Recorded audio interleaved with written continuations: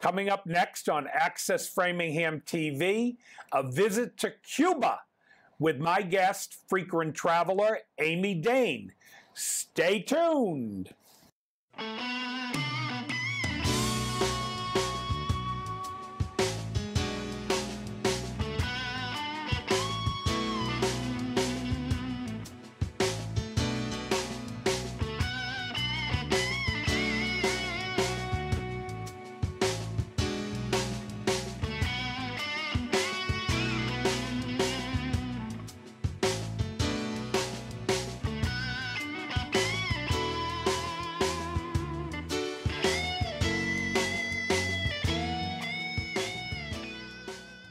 Hello, I'm Jack Barron, host of Travels with Jack on Access Framingham TV, where guests share with our audience a recent trip, a vacation in Maine, a cruise on the Amazon River, or even a business trip to Las Vegas. You'll see their photos and videos and hear about the exciting places they've visited. On this month's show, Amy Dane returns to Travels with Jack.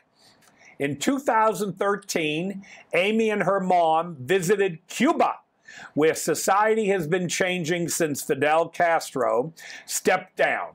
You'll learn about Cuba today and enjoy some music, some dance, and the time warp of the street scene filled with spruced up cars from days of old, sporting fins and shiny chrome. What parts of the world have you visited? Please be my guest on Travels with Jack. Share your travel experience with our viewing audience. Just contact us here at Access Framingham Television and let us know you'd like to be a guest.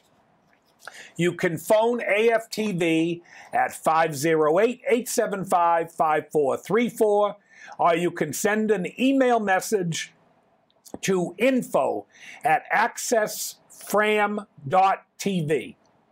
Our associate producer will contact you to make arrangements for you to be on our show here on Access Framingham TV. If you don't live in Massachusetts, we would be pleased to assist with your travel to the Access Framingham studio. And now, let me welcome back Amy Dane. Hi, Amy.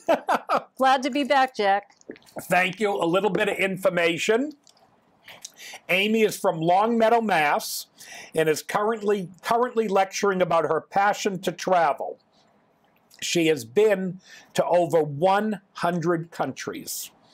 She is currently doing exhibits and shares her travel photography and stories throughout the state at hospitals, libraries, and galleries. www.amydaneadventures.com is Amy's website, where she lists her different services, exhibits, and other relevant information. Amy has been married 29 years and is the mother of 2 children. She joins us today to share with us her trip to Cuba, which she went on with her mother.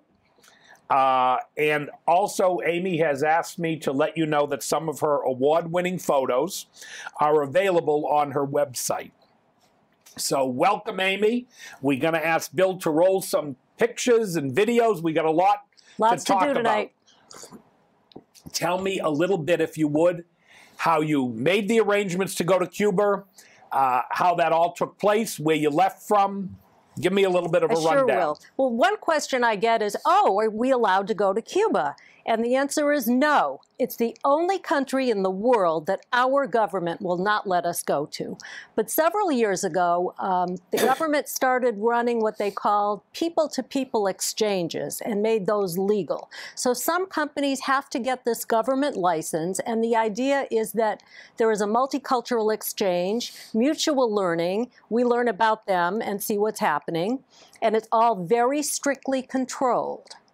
So I went with a group called Road Scholar, R-O-A-D Scholar, used to be the old elder hostel. Okay. And my mom and I were looking for a week to Cuba. She really wanted to go, and we chose one with a focus on art and dance, because we love culture. And they're very regimented. They have a program. It's like being in camp. We do this now, we do that next. And so these were escorted trips. Absolutely. And we had very little free time. Everything, our leader had to account for everything we did. That has to be turned over. All of this is monitored. Your leader was a Cuban or? An American, okay. And we had a Cuban local guide as well. Okay. But all of this had to be documented and sent in. So this isn't just, so let's go to Cuba and play. A very Stalinist trip. I hate to use that word, but yes, you just can't take your camera and go off for the afternoon and wander around. That was definitely frowned upon. They did not want you to stray from the group. So you left from where? We left from Miami. The flight was included from Miami, and we went on Wilson Sky King charter. And our American guide told us that it would be the longest, shortest flight we'd ever take. Because we queued in lines for forever. And if we thought they were bad leaving Miami, it was even worse getting into Cuba. What a mob scene that How long is the flight? Maybe 40 minutes. 45 minutes. Short trip. It's very short. This was a jet? I don't know. Okay. I'm not into planes. It got me there, Jack. I got there. Tell me about the Cuban airport. So we have some pictures to show. All right. So I think that will get us going. So first of all, we want to talk about, we all know more or less where Cuba is. I just want to say that it's in the Antilles archipelago, and it's so beautiful that they call it the Pearl of the Antilles. It's 90 miles south of Key West. It is about 162 miles on the west end from the Yucatan in Mexico.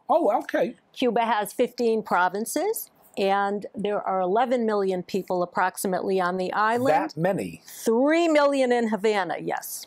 I didn't know there were that many. Yep, there are. So this is the scene when we got our baggage and started to leave the airport. You see all these Cuban Americans coming back, probably with things they brought with them that they couldn't get in Cuba. And for some reason, they love to shrink wrap everything in plastic. It's just really quite a scene. I suppose they think that protects their stuff. And the first thing you do when you come in is you see these billboards in the airport, and this is what it's all about. The old American cars, the cigars, the rum. And I have to tell you, we are not allowed to bring back rum and cigars. I knew the cigars. Americans I cannot did not know about the rum. No, but we are, believe it or not, on this cultural exchange to buy art and bring it back. So you can buy art, but you cannot have a cigar. Leaving the airport, you must remember that advertising signs went bye-bye with the revolution, and still you see stuff like this. More socialismo, viva Cuba. All of this is what you still see on the street. You would think that Castro took over yesterday. And here's Che Guevara, of course. They just love him. The sign looks like it's deteriorated a little bit. Getting that way, yeah. And next, of course, we have our hero, anti-hero, whatever you want to call him. Bill? The next slide? We'll get to Fidel. There he is. There's Fidel. And you will see this face everywhere. And I write here, El Triunfo. That is the triumph of the revolution. This is the way they refer to what happened. They still call it the triumph of the revolution. That's what they call it. Did you get a chance to ask any older people, your mother's age, Cuba today versus Cuba 1957, 58? We did not have, for all the exchanges we had, we really didn't have that. We didn't have that. We spoke with artists, musicians, all kinds of people, but we didn't speak to the average person so much. But anyway, as you recall, El Triunfo, back in 1960, Castro took over. That was the end of Batista. Lots of Cubans fled. We have many of them, of course, in Miami still. Big population. And he nationalized everything American. The Cold War starts. I don't think he paid for the nationalization, though. No, he did not. And you remember Kennedy and the Cuban Missile Crisis and all of that. So for those of you folks who are considerably younger than me, I don't know about Amy, we were, as little kids, told to get under our school desks to be protected when there was a Cuban Missile Crisis in case a atomic weapon was launched at the United States. So we were under our little desks, and we were going to be protected from the rays of radiation as we, got under the desk. Hey, my brother bought a house with the old bomb shelter, the old shelter. Bill, why don't you run us some of those wonderful Cuban cars that everybody loves? We love those cars, don't we? I'm not a car person. I could care less. I don't know one from the other. But I love to look at the old cars. Hay un negrito en La Habana que pregona sin cesar. A medio los cocos secos, a medio los cocos secos. The Soviet Union took over when the Americans were kicked out. But what happened with the collapse of the Soviet Union in 1991? Left Cuba alone for the first time. So anything that they had, they had to keep, they had to service, and nothing is wasted in Cuba. Everything has a purpose. And you just see this repeatedly. They are very, very clever with making use of what they have. And these cars are in mint condition. Many of them serve as taxis today. Did you take all these photos? I did take these photos. Oh, they're great. Oh, that's in pretty good shape. I love these photos. Yeah. But what happened with the Soviet Union when that collapsed, Cuba's alone, all of a sudden, there's food shortages, there's transportation issues, there was no oil. All the things that the Soviet Union had provided, there was absolutely nothing. And that time period, they still call the special period. Oh, they have a name. And I asked my guide, when did the special period end? And she said, according to Fidel, it was in 2005, but she said it's still going. It's still going. So there was a lot of malnutrition, Really? not enough food, all sorts of horrible things. And one of the things that happens... And this was, at the time, in the 50s, the highest per capita income country in the Caribbean. That's right. That's right. All of a sudden, they had absolutely nothing. So what was Castro going to do for money? Well, of all ironic things, he started encouraging tourism and legalizing the dollar. Funny for a staunch socialist, isn't it? So he started to allow some foreign investment, and he started to let Cubans have contact with their American relatives, the Cuban Americans that had left, so that they could get those dollars, what they call remittances, up to $2 billion, they think, in remittances. So the funny part of that is that Cuba, the Cuban state, is now being supported by the people who had left it. It's all very ironic. And Venezuela had been giving them a lot of money over the years, but Venezuela now is, due to their revolution, is now in such bad shape that even with all their oil, I think they're having trouble sending money to Cuba because they need it themselves. Well, there was also an issue for a while. Castro allowed that dollar. I don't know why, but he stopped it in 2004 and did something rather strange. There are actually two national currencies in Cuba. Really? One of them is the usual one, the Cuban pesos. Your average Cuban person having a government job is paid in Cuban pesos. Now, if you are lucky enough to work in investments in anything foreign, say hotel jobs, you drive a taxi, you deal in what they call CUCs, C-U-C, the Cuban convertible pesos. Okay. Which is worth, much, much, much more than the pesos. Now, the even weirder part is that only certain things can be bought with the CUC. The good stuff, beef, plasma TVs, a nightclub, the good beer, the Bucanero beer, only can be bought with the CUC. So your average Cuban can't even have access to those things. So the whole revolution, which was based on equality, has dissipated to a great degree, with the public sector workers being paid one money, and workers in tourism, et cetera, being paid in a different money, which buys them the better goods. It creates a society of have and have-nots. So everything they sought to avoid, they ended up with. And it's even worse because you have what they call the inverted pyramid. Doctors, professionals, can actually have a salary of about 1 day's pay would be a Bucanero beer, $1. Really? So a lot of these people moonlight by driving cabs, and they say that in the high season, in a month, they can earn 15 times their pay in their profession. So you have all of these talented, incredible people who have to go look for ways to earn the kook. I'm looking at these fabulous automobile pictures, and when I see you having photos on the streets, some of the buildings look to me like less than great condition.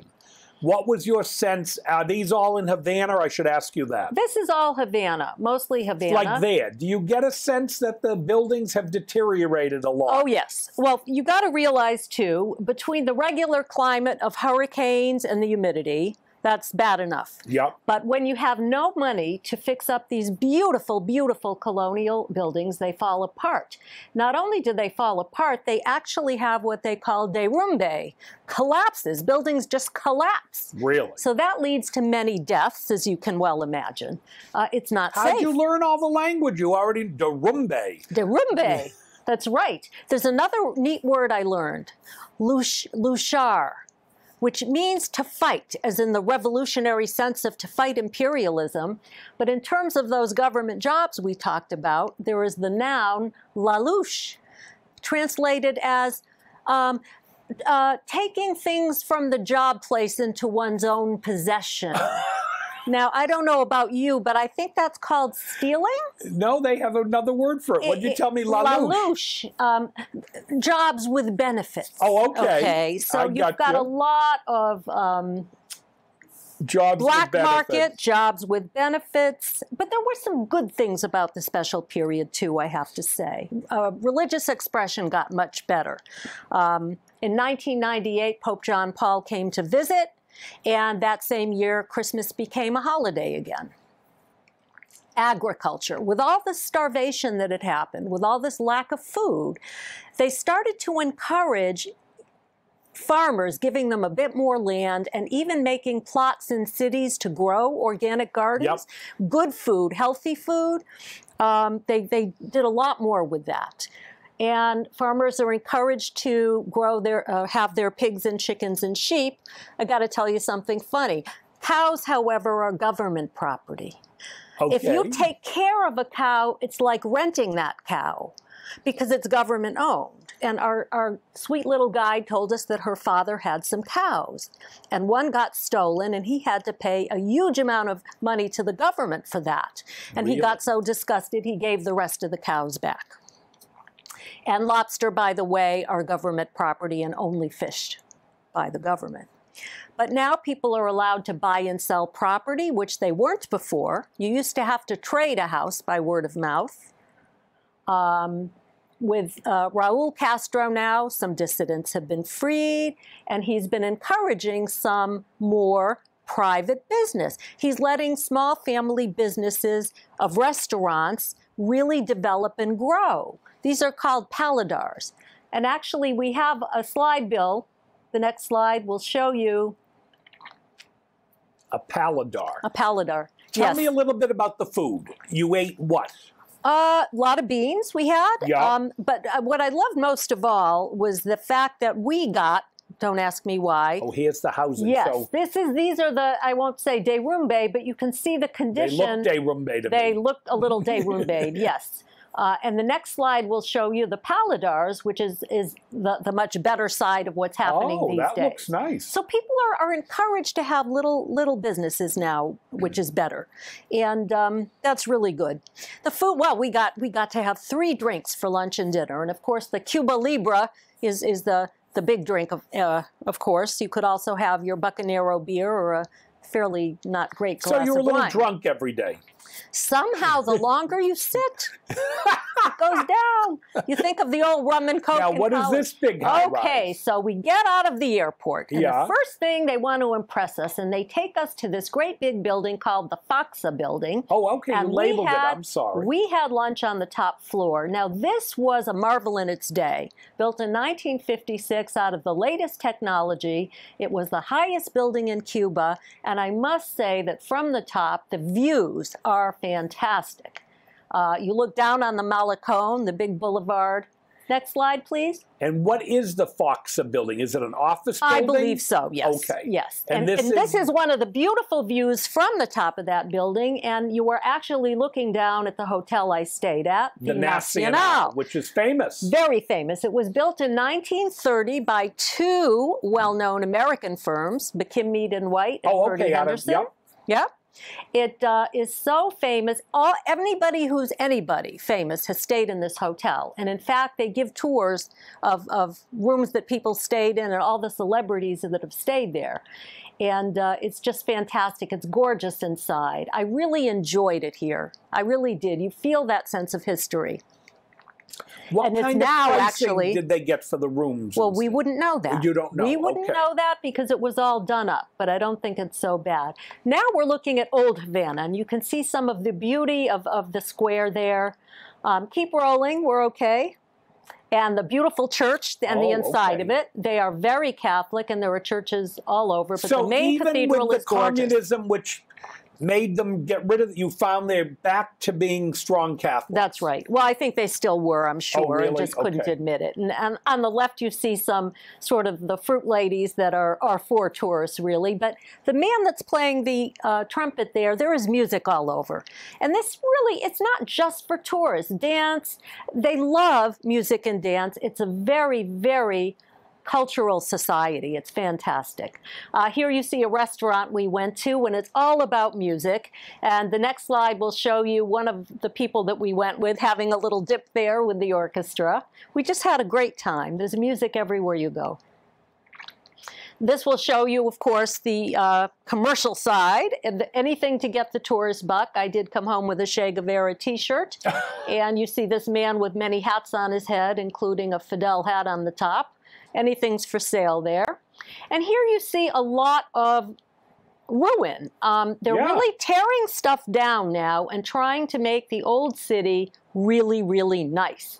Kind of like what they're doing in Panama City in the old city now. So you will see all the rubble around you, but it's all for good, I would hope. And the workmen at their break. So who is building the new stuff, the government or private parties? It has, I've got to think it's the government. Really? I've got to, I don't know, but I would have to think so with some kind of money. And by the way, foreigners are not allowed to own property in Cuba. They're not, okay. No, you may rent, but you cannot own. And these are just street scenes in Old Havana. You kind of get the idea of faded glory. Nice for pictures, but I don't know that I'd want to live in it.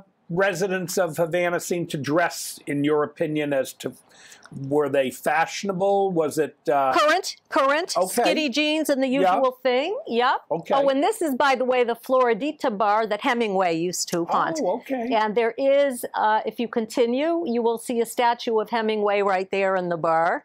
And Hemingway also spent a lot of time at this hotel, and you see pictures of him all over the lobby there, the one on the right with Fidel Castro. So there's Hemingway all over the place.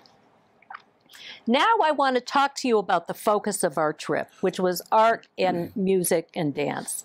Now, early on, as soon as Fidel took over, he had high hopes to build a huge institute of the arts. Music, dance, performing arts, you name it, which is so strange in a way for a communist to want to do this. But they love freedom of expression even still. It wasn't like it was in Russia. And they no longer had any materials, of course. So you see the local brick there that they used. He had 3 Italian architects come in to build, and he wanted it done yesterday. And of course, as things happen, it got more expensive, the money ran out, styles changed, and that beautiful idea and what would have been a beautiful building never got completed. And so here you see what they call the ruins of the ballet. It was started. The ballet director, Alicia Alonso, saw it. She didn't even want to perform here. It was too dark. And the whole thing fell in ruins. Squatters came to use it. It was a shame. Beautiful building that's now even being considered as a UNESCO site. And here you see some of the hallways and the classrooms just all in ruins.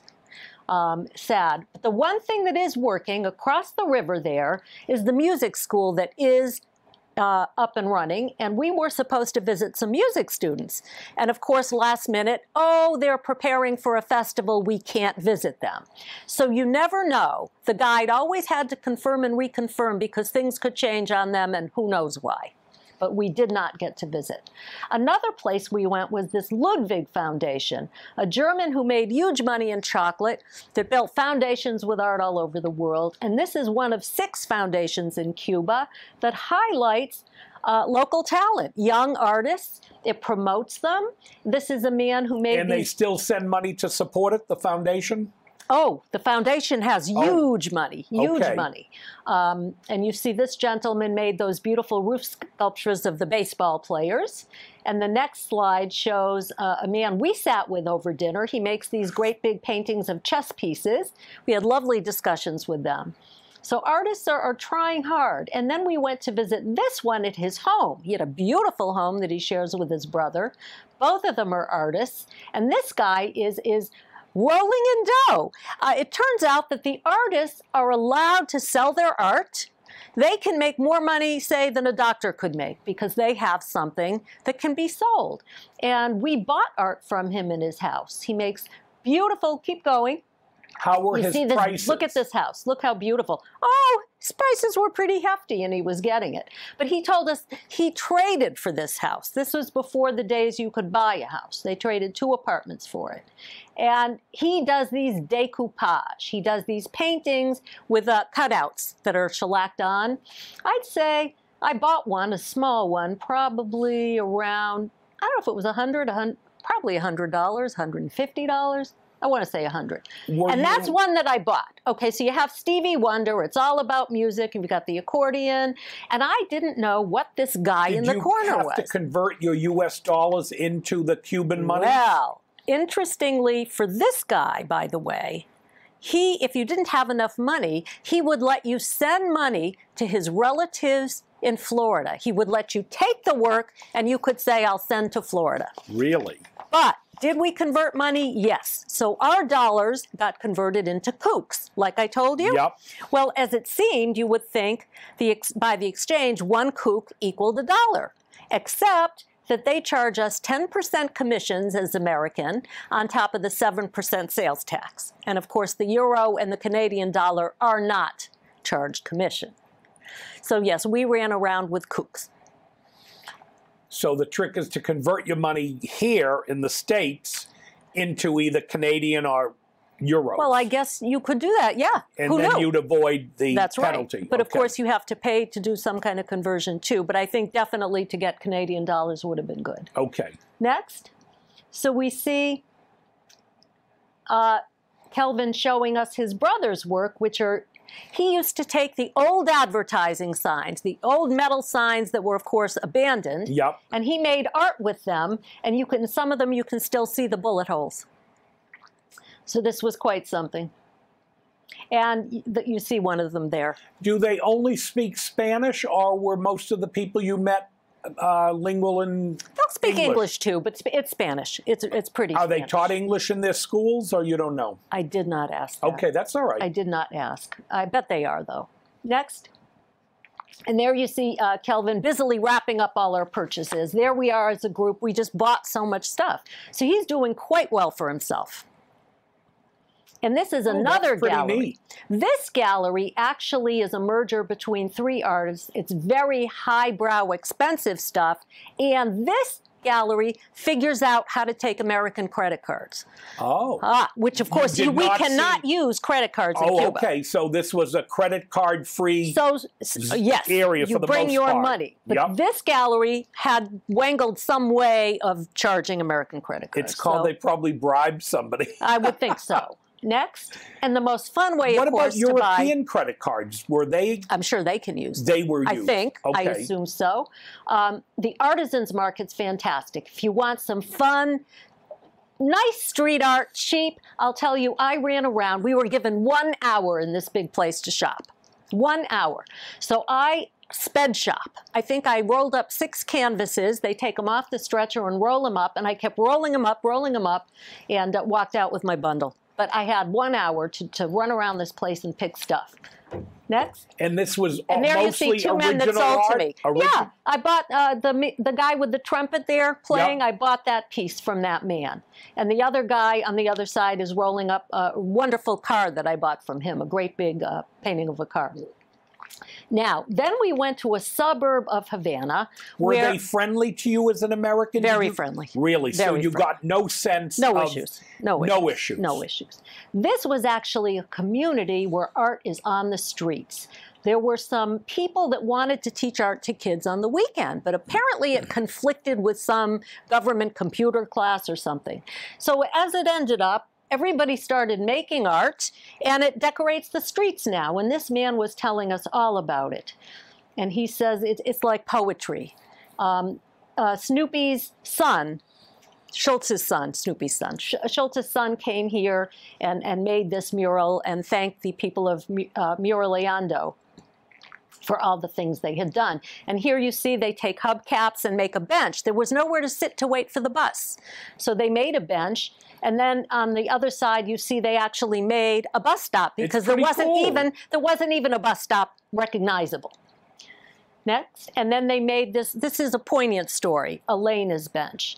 This woman would come and sit on the rocks. There was nothing there, old woman every day in the evening. And someone once asked her, why do you come every evening? And she says, I'm waiting for my lover. Okay. And when she died, they erected a bench in her memory, Elena's bench. Isn't that beautiful? It is. It is. It's a nice story. Yeah. And then you just see you see a lot of graffiti. Well, it's not They don't call it graffiti? It's art. Art. These cultures are very expressive. And here you see a bird's nest. It's a little hard to see a metal bird's nest there, so a bird can come and nest. What was the level of living? Would you say similar to what you see in Africa, or? Oh, no. Better. Much better, yeah, I think. Well, Okay. depending on where you go. And here you have a toilet made into art because, as I said, they're very creative. Nothing is wasted. If it can't be used, it can be made into art. And here is an area where you see Che Guevara and his friend that grew up in this area. And here they made a little place where people could sit, perform a play right on the street. And then we have, this is great. It lists all these different countries around the world. And if you walk around it 10 times, or if you walk around it, you're supposed to be 10 years younger. I think 10 times and 10 years younger. So if you'd like to try. And we have the Virgin Mary over here surrounded by hubcaps. By hubcaps, okay. Her halo of hubcaps, yep. And then we have the people from the area perform for us here. And it was lovely to see mothers and children and grandmother here. How many people were on your group?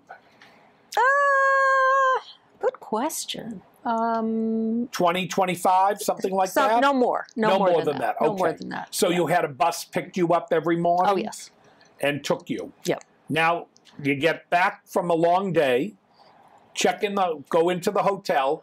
Did they take you to different restaurants Then at night? We did. We went to different restaurants. One night Mostly we were in private homes? These, what do you call them, paladas? Well, we went to restaurants. Oh, you did? Now, we did have one night that we were free, I have to say, to go to a paladar of our choice. Yep. Break down and do our thing. So tell me about the restaurants. Fun? I enjoyed them. Okay. I really did. Entertainment in most of them? Yeah. Okay. I was happy with the meals we were served pretty much. I'm not picky at all, but I found it fine. A lot of foreigners in the restaurants with you? Yes, there are tourists, yes. Okay. Yes, and they really want those tourist dollars. They're really vying hard for them. They need them, yep. So here is, again, the performers there and the grandma with the kids, and we were just having so much fun with them after we toured that town.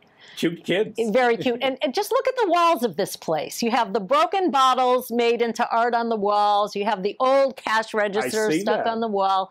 Everything is a celebration of stuff. And it's just creative and it's fun.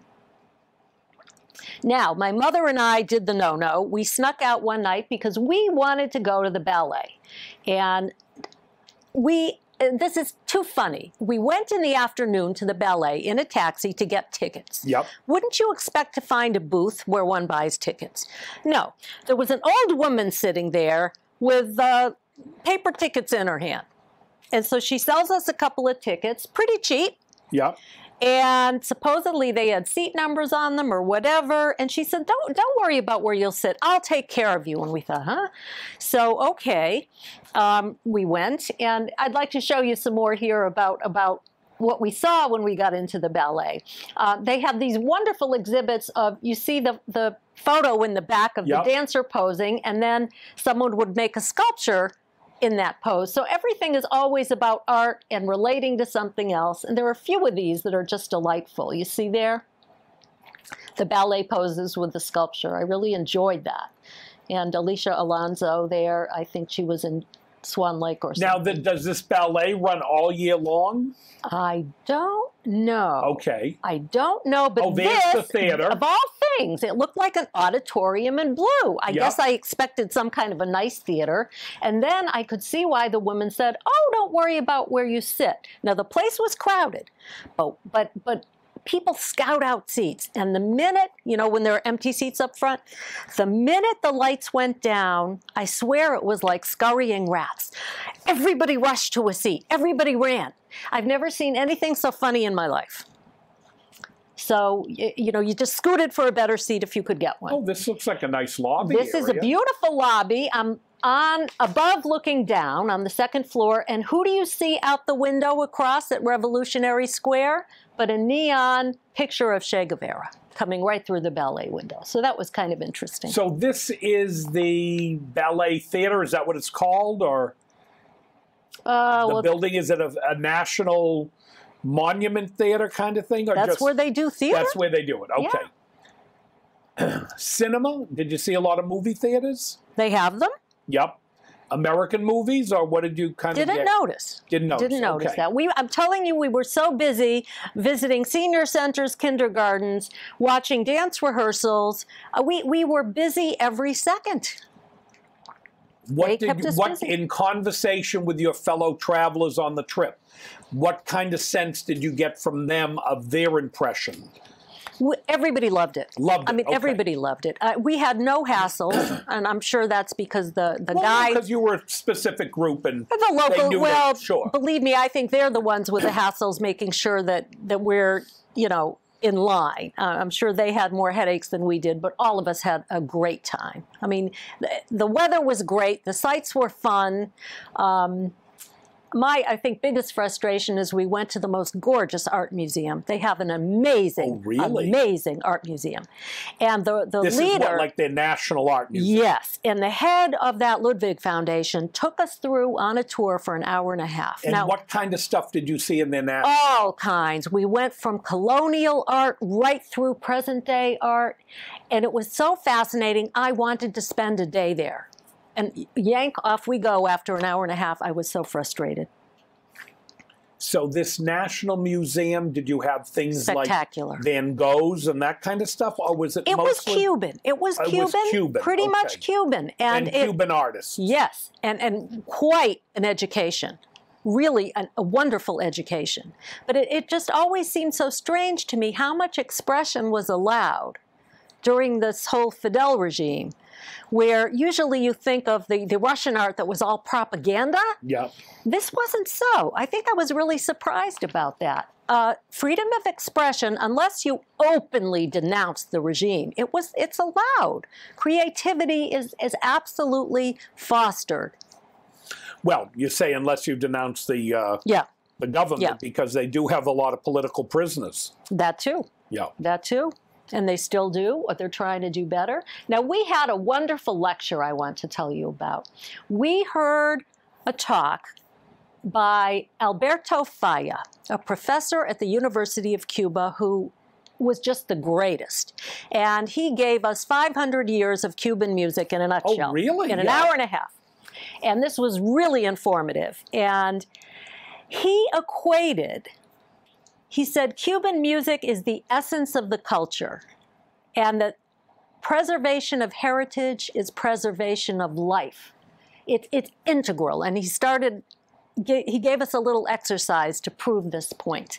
Now, there were a lot of influences on Spanish art and that Cuban art, and that's where we start. And he at first took out his guitar and played to us some of the Spanish music. When they came over, they brought their own music. The common laborers just brought their own popular music for entertainment. And then, of course, what did you have but African slaves? Working night and day, they were treated as tools, not people, cutting sugar cane, and they had to keep their music to survive. And here you have Columbus, of course. We have no trace of Indian music. That was wiped out with Columbus. And what we do have, though, is this Indian drawing showing the oppression of the Spanish. You see the people down below, or a horse sort of being burdened with a cross on top. That's pretty much what that is. So we have Spanish influence in the music. We have African call and response. We have their drums. And then, of course, the European music comes in. Oh, back to the African music. Bill, if you could play that little video clip for us. These are videos that I took, short little clips. It will show you some of this African influence. How much slavery? Oh, do we have the music with that? How much slavery did they have there?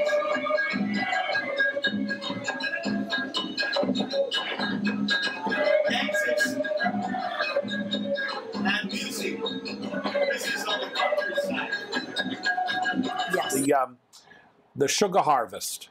Oh. I expected we were going to have the audio part with this. It will probably play on the show for the people watching. So you still see all of the influence of the African music with the call and response and the drums. And then, of course, the Europeans come in. Now, in the 19th century, there was a ruling class made rich from that sugarcane production. And they actually had a theater in Havana. They had Enrico Caruso come sing. Really? Yes, there was huge influence there. And then in the 30s and 40s, you get the rumba and the tango coming in. And then finally, you get the influence of jazz music from New Orleans. And you get the Cuban big band, the habanera. Bill, if you could play that one. I think, was yes. it. And, am I right? Yes, and this was actually, this kind of music went with the dance, the habanera. That was the first truly Cuban dance to be exported out of Cuba.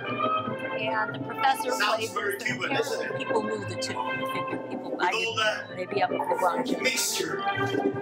But I don't know if Xavier Cuba was from Cuba. I don't know if you remember Charo. Charo was I tend to be fairly classical myself, very traditional. But you have, what the professor was really getting at was that you had all these influences that stayed with Cuban music and the borrowing, making finally a music that's truly Cuban. And when we hit the next slide, you will hear the professor's voice as he points out in the next clip the call and response of the orchestra in the way that the Africans had done that, the African beat. Distinguished European, the piano and the orchestra. Absolutely Cuban.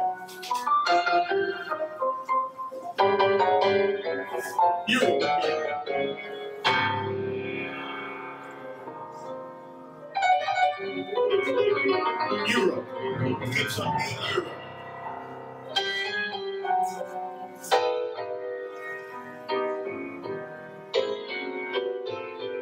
Contemporary music. A little bit jazzy. Very Cuban. Jazz. And now the response.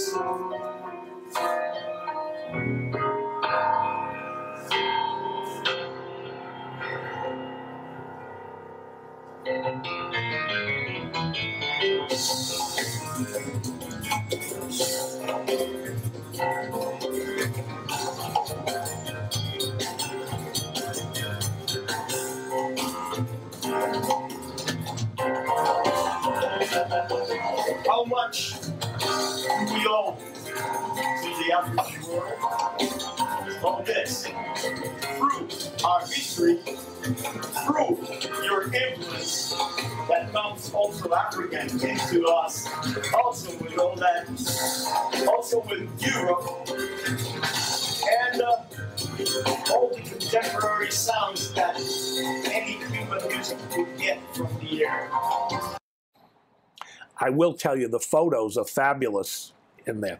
So go ahead. So after the lecture, you moved on to where? Well, after our time in Havana, we went to a couple of towns. We went to Cardenas and Matanzas on our way to Varadaro I've to have heard a couple of days at the Varadaro. beach. That's what, a big beach area. It is. And, you know, at first I thought, why am I wasting time in Cuba like that with a day or two on the beach? But believe me, at the end, you don't mind so much.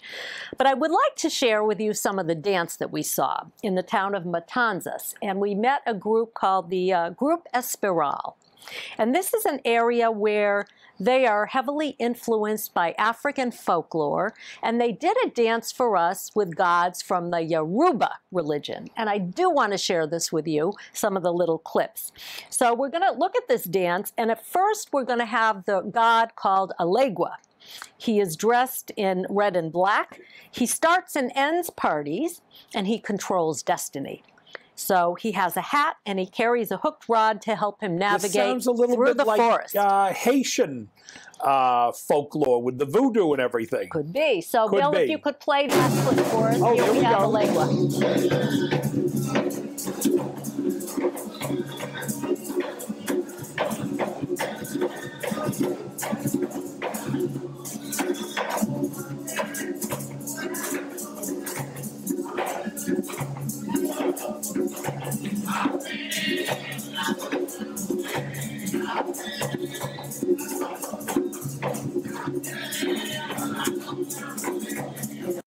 Yeah.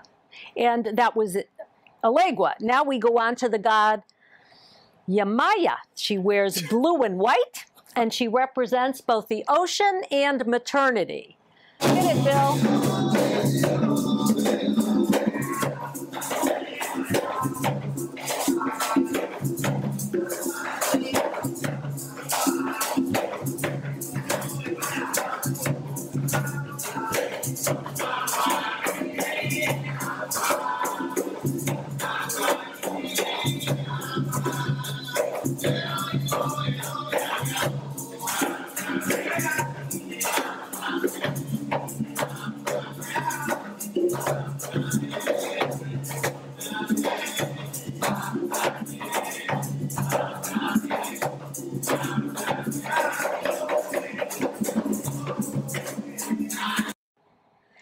I'm jealous I can't move that well. Oh, probably not. Probably not. Now, then we will see Yamaya again, being freed from her voluminous dress, and I would like to show you the continuation of her dance there.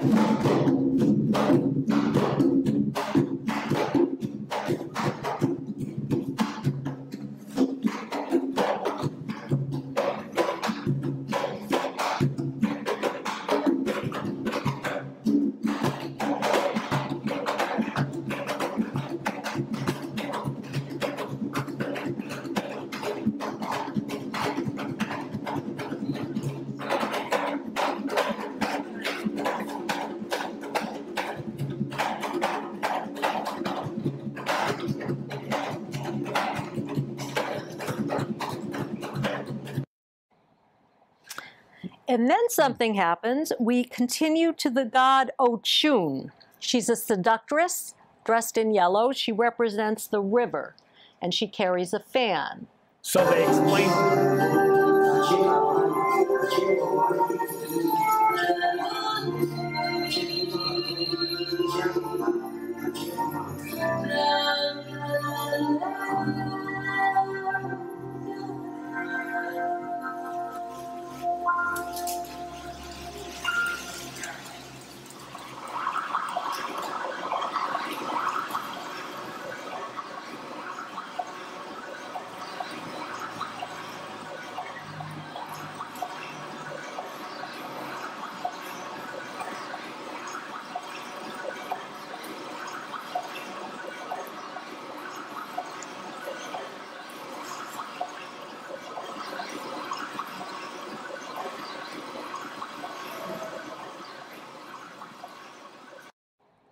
Fabulous. Okay.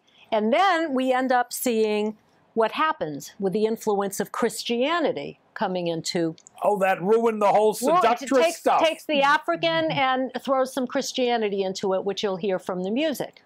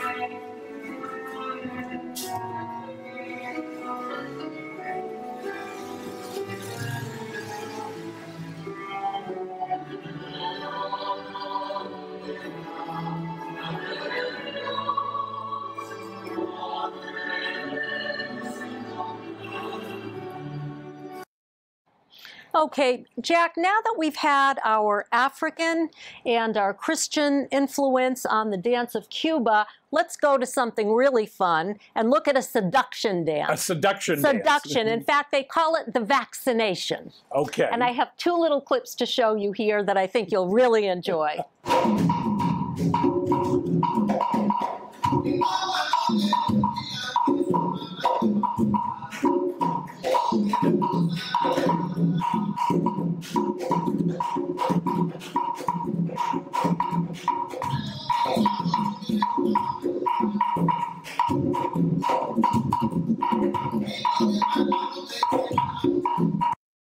And the dance continues.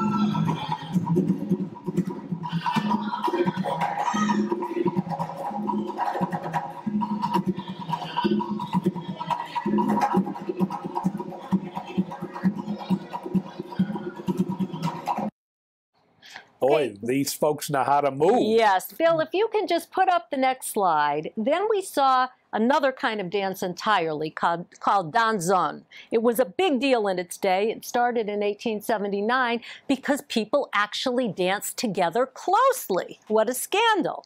Now, it's not that exciting to watch, and you do see the man on the left dressed in the traditional gayabara, the white shirt. Okay. But what was interesting about this, and I think there's one more slide after, this dance has a special language of the fan, and you see our guide holding a closed fan. And if you will permit me to tell you about this. Yes. If a lady danced with her fan closed and ran her finger over the top of it, that meant, I want to talk to you. Okay. If she put the fan in front of her private area, it meant, we're just friends. Okay. If she placed an open fan across her heart, it meant true love. If she placed the fan in front of her lips, the signal was, kiss me. The fan closed into the left side meant, I want you. The closed fan before the nose, follow me. Both hands pressing the closed fan said, forget about it. How fun is that? That's terrific. I think you should add to your website, which, to remind everyone, I'm going to give her a plug, www.amydaneadventures.com. You're going to have to sell fans, Cuban fans. Apparently I will. And you'll tie. Did you see, you know, I remember my folks brought to me when I was a little kid from Cuba the Maraca things. maracas. Yeah, Do yeah. they still sell those? I wasn't looking for them. You didn't I wasn't see them. looking. Okay, I remember. I don't know if you folks will remember. They were like balls. Yeah, full of they still have them for something. kids. They do, Yeah, I have some on from handles, Africa, and you, actually. And you shake them. Yeah. And it was that was the Yeah. highlight. Oh, where are we But now? I must tell you, this looks is the fancy. beautiful resort of Varadaro. You see the golf course back there. Beautiful water. There is definitely gorgeous resorts in This Cuba. was built by who? Spanish companies, I think. I don't know. Not American. I don't think so. And a nice beach area. Looks beautiful. It was an all-inclusive, and you know, honestly, we ran so hard. It was nice to have a day on the beach. I had What a picture that is. Does that not make you want to go? It does. I had a vendor that I do business with up in Canada. And one of the office people who I talked to used to love to go to Cuba every year, and I think she stayed somewhere near there. She said it was inexpensive, and Canada, of course, has ties to Cuba. And, well, I think I won't get into the discussion today, but I think we have legitimate reasons not to have ties with Cuba, especially since they usurped a lot of property and never wanted to pay for it. So I think that's one of the issues that needs to be straightened out. But anyway, she did go to Cuba every year, and your beach pictures show me how lovely it can be. Right. And that Caribbean water, there's nothing like it. So where is your next trip off to? You told me you were going to go to the Crimea, I was supposed and it to was go, canceled? I was supposed to go on a Ukraine cruise, and sure enough, no sooner did I sign up than things fell apart. So that's not happening. So you're going to send Mr. Putin a letter that he ruined your next vacation? Well, it turns out cruise was in my head, and I've never been to Norway. So I have a friend, and we're going to take 3 weeks in Norway and spend 12 days on a beautiful ship. Promise me you're going to bring me pictures and come back to Travels with Jack. Absolutely. I would Great love to come have back. Thank you, Jack. Thank you for a fabulous show on Cuba. I loved it. You're always a great guest.